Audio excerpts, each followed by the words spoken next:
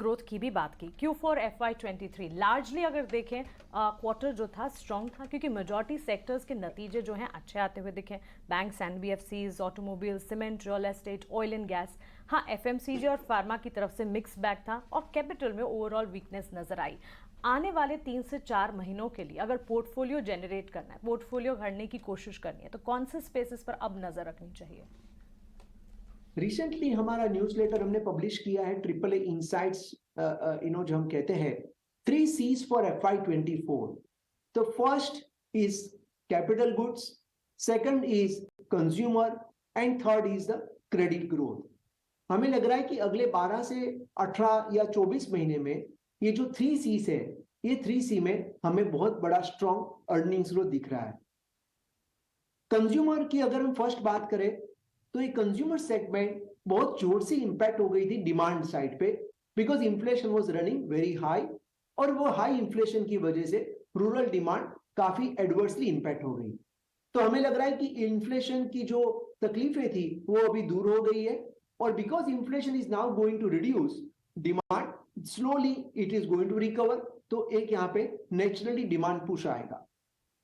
Second importantly, ये consumer sector जो है वहां पे कंपनीज के ग्रॉस मार्जिन जोर से इंपैक्ट हो गए थे, बिकॉज कंपनीज ने बहुत सारी कमोडिटीज के जो भाव बढ़ गए थे, लेकिन उन्होंने प्राइसिंग पावर बेसिकली इतना हाइक नहीं किया था क्योंकि डिमांड इंपैक्ट हो गई थी।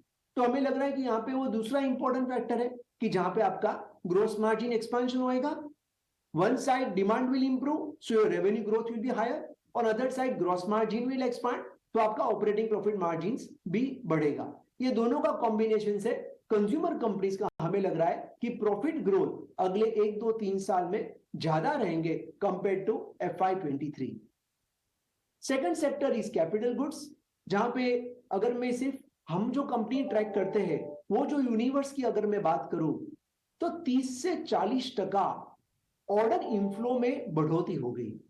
30 से 40% ऑर्डर इनफ्लो ग्रोथ शायद लास्ट 12-13 साल में ये FY22 और FY23 सेकंड कंसेक्यूटिव ईयर है जहां पे इतना स्ट्रॉन्ग ऑर्डर इंक्वायरीज और इतना स्ट्रॉन्ग ऑर्डर इनटेक ग्रोथ हमारे जो कैपिटल गुड्स की यूनिवर्स कंपनीज है उन्होंने विटनेस किया। तो हमें लग रहा है कि this is just a beginning, और हमें लग रहा है capital goods will continue to do well for next 12 to 18 to 24 months. And third segment जो है वो क्रेडिट ग्रोथ है। तो if you look at the non food credit growth, 12 साल का हार्श विंटर था इंडियन बैंकिंग सिस्टम के लिए। Non food credit growth single digit में रहा करता था, लेकिन पिछले 8 महीने से ये जो नॉन फूड क्रेडिट ग्रोथ है वो हेल्थी डबल डिजिट हो गया है। चाहे वो रिटेल लोन हो, चाहे वो कंज्यूमर लोन हो, चाहे वो हाउसिंग रिलेटेड लोन हो, चाहे वो पर्सनल लोन हो, ये सबका डबल डिजिट ग्रोथ आ रहा है। और कॉर्पोरेट क्रेडिट ग्रोथ भी स्लोली इंप्रूवमेंट की दिशा की तरफ जा रहा है। तो हमें लग रहा है कि ये credit growth will also improve, and banking की cost of credit is one of the lowest right now, and loan book growth is going to be improve over next 12 to 18 to 24 months।